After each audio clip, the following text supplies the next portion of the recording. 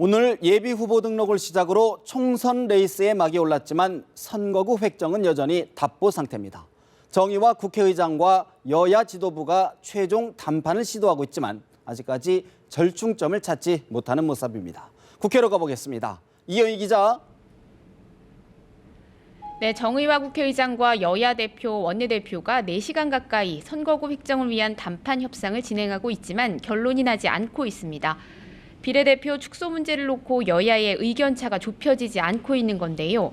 정 의장은 문을 걸어 잠그고라도 오늘 중 결판을 봤으면 좋겠다며 마지막으로 합의를 압박했지만 여야는 서로에게 책임을 돌리며 물러서지 않았습니다.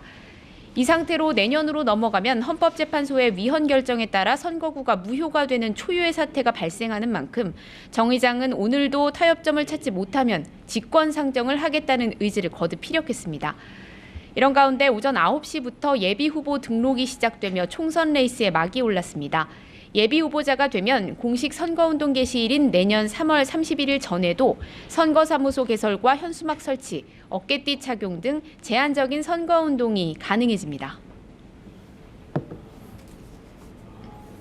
새정치민주연합을 탈당한 안철수 의원 이야기 좀 해보겠습니다. 이 기자, 안 의원이 고향 부산을 찾아 새정치연합을 향해 평생 야당을 하기로 작정한 당이라며 작심 비판을 쏟아냈다고요?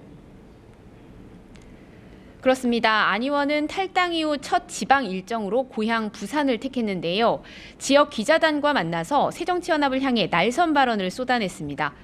탈당 기자회견 5분 전까지도 문재인 대표가 한마디 하기를 바랐다면서 설득한다고 했지만 진전된 안이 없었고 회견장을 나가는 순간까지도 기대했지만 결국 이게 내 운명이구나 생각했다고 탈당 상황을 설명했습니다. 그러면서 항생제가 필요할 때는 주지 않다가 상태가 나빠져 수술이 필요한 상황인데 항생제를 주면 병이 나을 수 있겠느냐며 때늦은 문 대표의 제안을 비판했습니다. 당에 대해 뿌리 깊게 알게 됐고 차마 말로 설명할 수 없을 정도의 일도 보게 됐다면서 혁신을 하는 척만 한다고 쓴소리를 이어갔는데요. 안 의원 17일에는 광주로 이동해서 세결집을 위한 광폭 행보를 이어갑니다. 새정치연합 내에서는 문병호 의원 정도를 제외하고는 추가 탈당 움직임이 아직 보이지 않고 있습니다. 안 의원의 탈당을 주도한 것으로 보도됐던 최측근 송호창 의원도 탈당 의사를 밝히지 않고 있어서 당에 잔류하지 않겠느냐는 관측이 나오고 있는데요.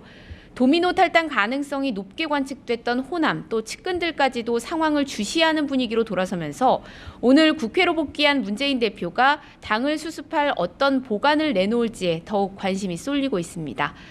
지금까지 국회에서 전해드렸습니다.